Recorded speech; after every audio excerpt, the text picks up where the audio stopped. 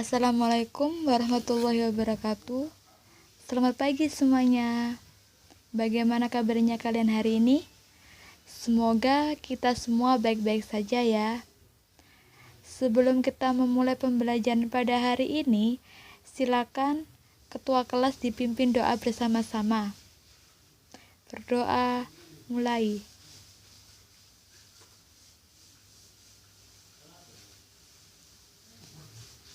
Berdoa, selesai. Ya, pada pertemuan kali ini kita akan melanjutkan pembahasan minggu lalu. Sebelumnya, Ibu mau bertanya terlebih dahulu, apa ada yang tidak masuk pada hari ini? Baik, kalau gitu selanjutnya Ibu ingin bertanya, apa kalian sudah mengerjakan tugas yang Ibu kasih pada pertemuan minggu lalu? Baik, kalau sudah. Pada hari ini kita akan membahas mengenai darah, fungsi darah, dan juga komponen-komponen pada darah. Sebelum memulai pembelajaran hari ini, kita lihat KI dan KD yang akan kita pelajari.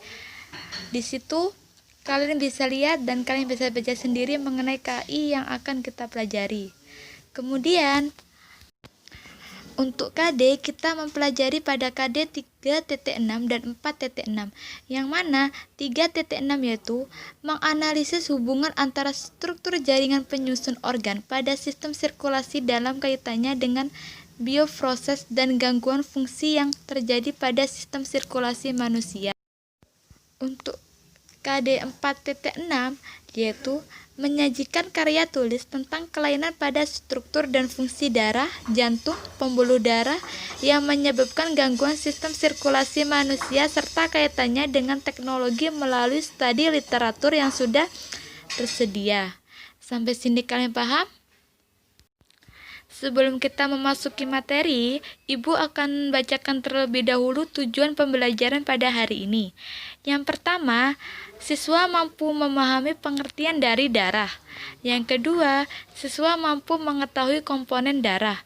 Yang ketiga, siswa mampu menyebutkan fungsi-fungsi dari darah. Sebelumnya, Ibu mau tanya terlebih dahulu pada kalian. Apa kalian tahu apa itu darah? Ya, benar sekali. Jadi, darah merupakan cairan tubuh yang terdapat pada jantung dan pembuluh darah. Darah juga dilengkapi cairan lainnya seperti pada jaringan, yaitu terdapat pada jaringan.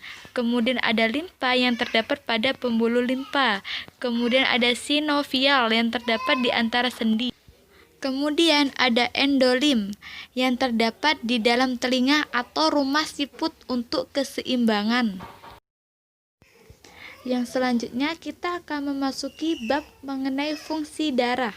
Apa saja fungsi-fungsi dari darah? Yang pertama sebagai transportasi, yaitu yang berhubungan dengan respirasi. Yang kedua yang berhubungan dengan nutrisi atau makanan. Dan yang ketiga yang berhubungan dengan ekskresi. Dan keempat berhubungan dengan regulasi.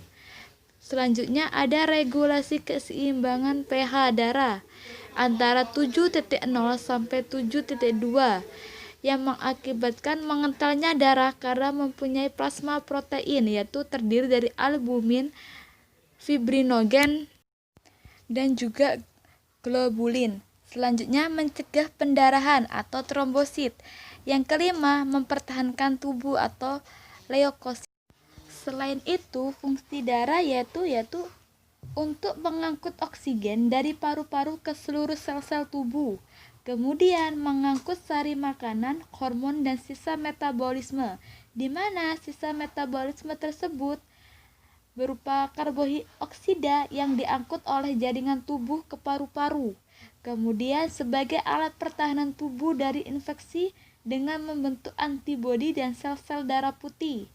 Yang keempat, menjaga stabilitas suhu tubuh dengan memindahkan panas dari alat tubuh yang aktif ke bagian yang kurang aktif. Sampai di sini kalian sudah paham mengenai apa itu darah dan fungsi darah? Kalau sudah, Ibu akan lanjutkan ke bab selanjutnya, mengenai dari komponen-komponen darah. Komponen-komponen darah. Jadi darah itu memiliki komponen mulai dari sel darah merah, sel darah putih, platelet atau trombosit atau juga yang disebut sebagai keping-keping darah. Kemudian juga ada plasma darah. Kita bahas mulai awal yaitu mengenai plasma darah. Yang pertama ada plasma darah. Plasma darah itu merupakan bentuk cairan yang menjadi medium sel-sel darah. Sel-sel darah itu terdiri atas sel darah merah, sel darah putih, dan juga keping-keping darah. Tersusun dari 91,5% air, 8,5% zat-zat terlarut. Fungsi plasma darah yaitu mengangkut sari makanan ke sel-sel serta membawa sisa pembakaran dari sel ke tempat pembuangan, serta menghasilkan zat kekebalan tubuh terhadap penyakit. Selanjutnya yaitu untuk sel darah merah atau yang disebut dengan eritrosit. Nah, jumlah untuk pria 5,0 sampai 5,5 juta. Kemudian untuk wanita berjumlah 4,5 sampai 5 juta. Bentuknya bulat atau bikonvos. Bagian tepi lebih tebal dari bagian tengah. Tanpa inti, memiliki diameter 7,5 mikron. Luasnya 120 mikron dengan volume 85 mikron kubik. Sel darah merah mengandung bunga karang atau stroma dan hemoglobin. Sel darah merah memiliki membran sel yang terdiri atas protein 65%, lipid atau lemak 32%, dan karbohidrat 3%.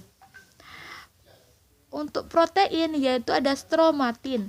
Untuk lipid yaitu ada cefalin, lecitin, dan kolesterol. Yang kedelapan, karbohidrat berupa glukosa. Sel darah merah atau eritrosit memiliki umur sel darah merah sekitar 120 hari. Mengapa begitu? Karena tidak dapat memproduksi sendiri, yang mana sel darah merah harus diganti dengan sel baru yang diproduksi oleh sumsum tulang belakang. Sampai sini kalian jelas? Yang selanjutnya ada air. Air ini terdiri atas 91%.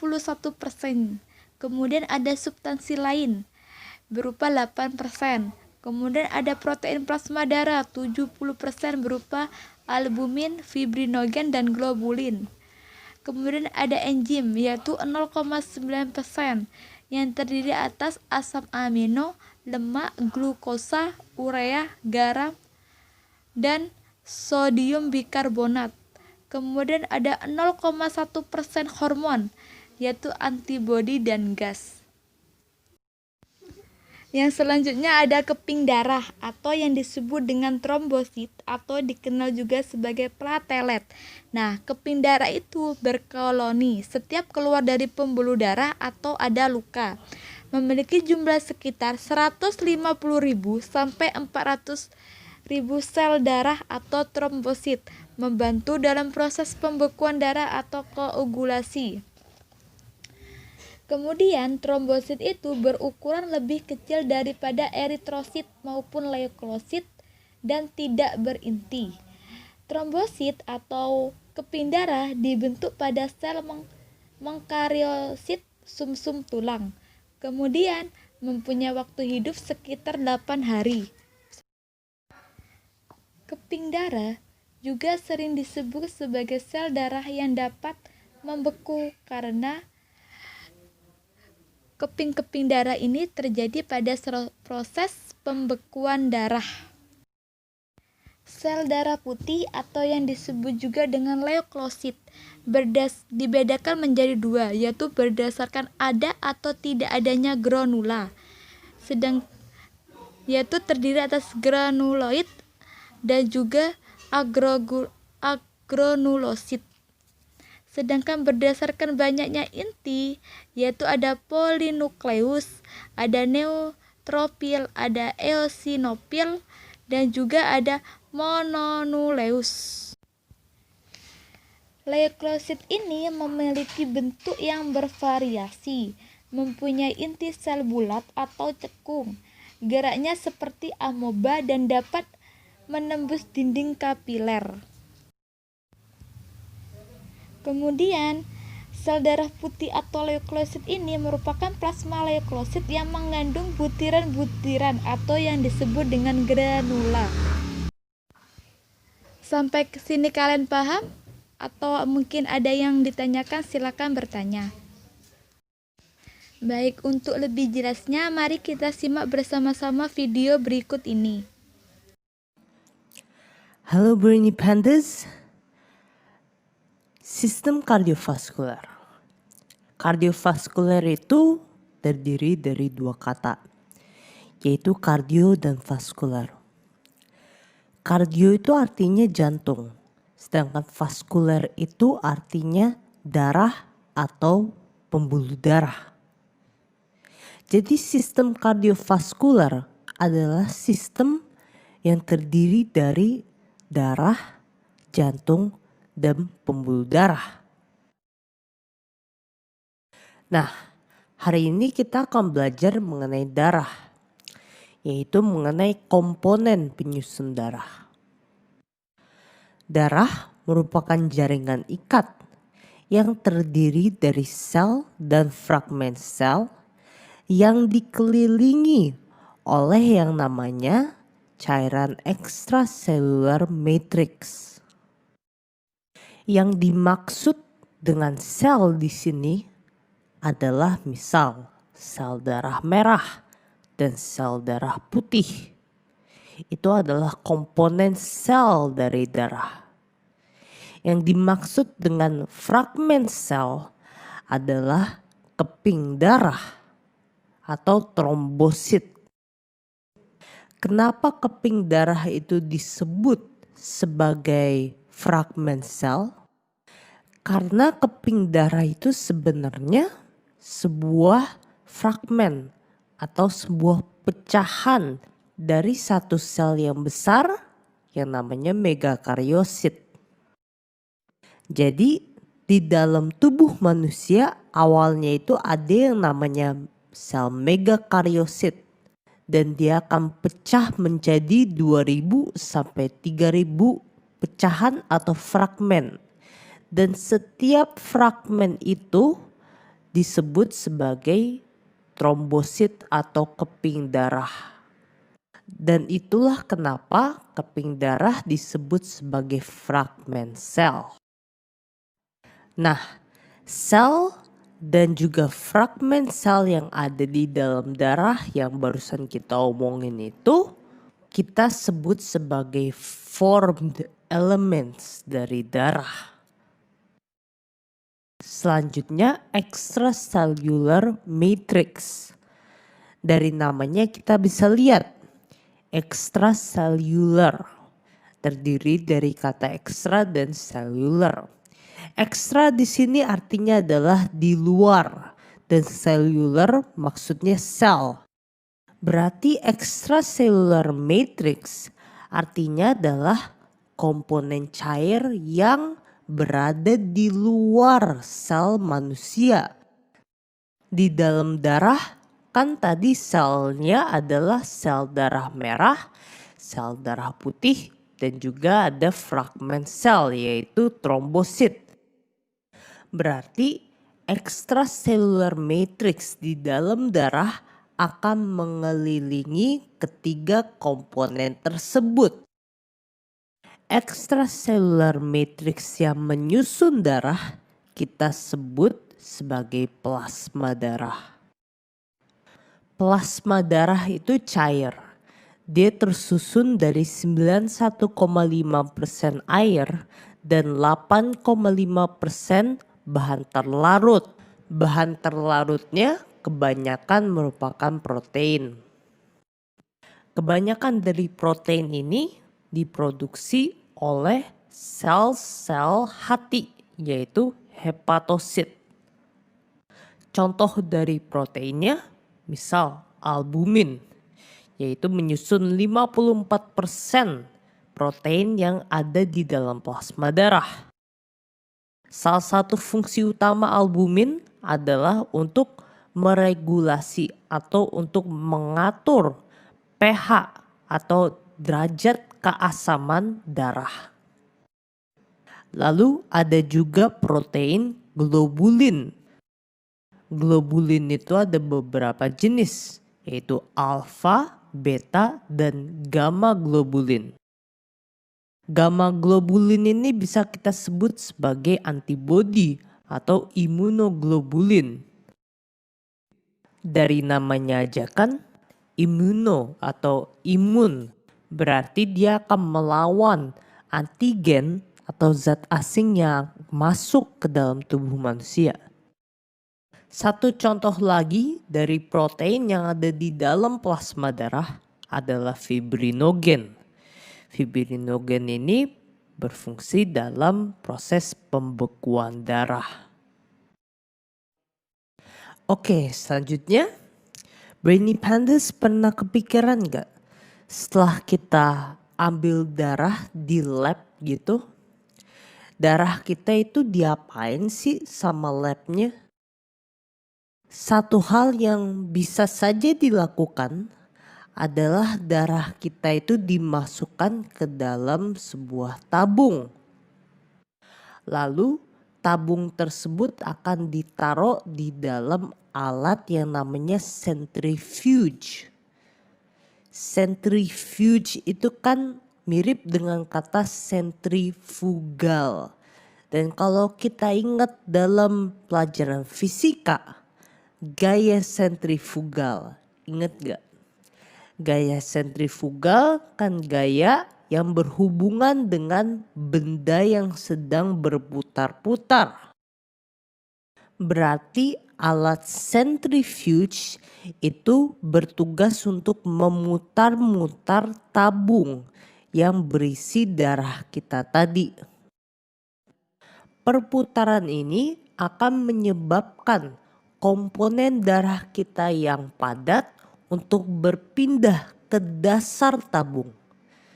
Dan komponen darah kita yang tidak padat akan berpindah ke arah sebaliknya.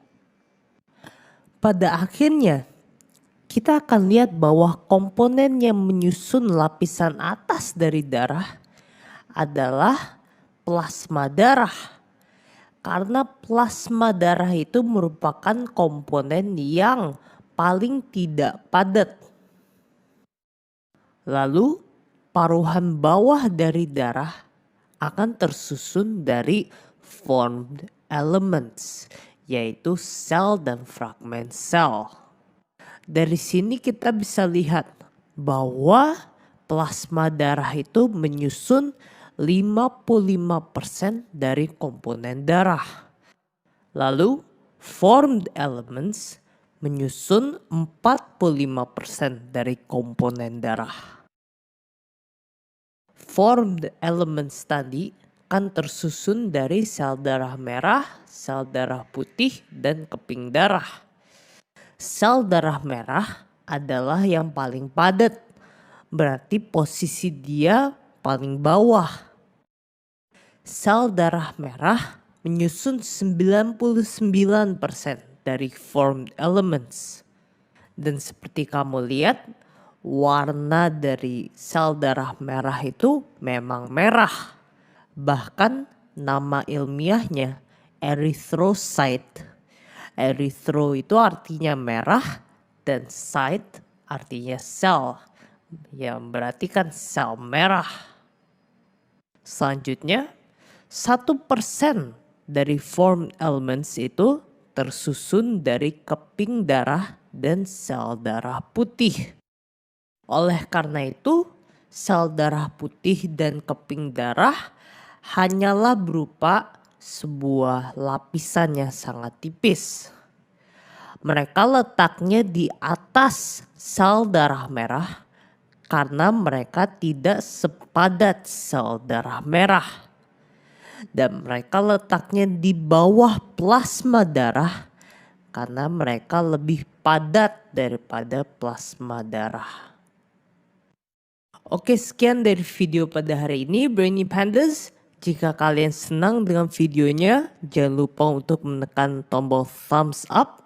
Dan jika kalian ingin mendukung Brainy Panda, jangan lupa untuk subscribe ke channel Brainy Panda. Sampai jumpa di video selanjutnya dan selamat belajar. Nah, itu video dari darah, komponen darah, dan juga fungsi-fungsi darah. Apa sampai di sini ada yang ditanyakan?